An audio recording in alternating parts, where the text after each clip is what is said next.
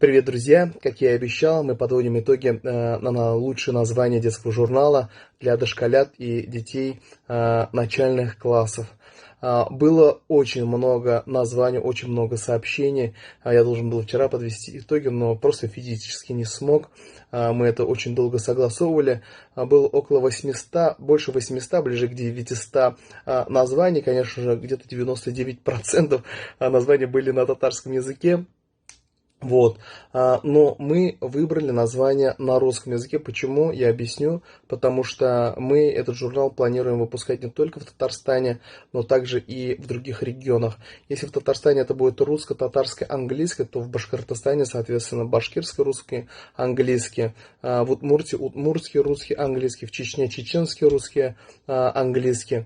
Вот. Из всего предложенного мы выбрали несколько названий.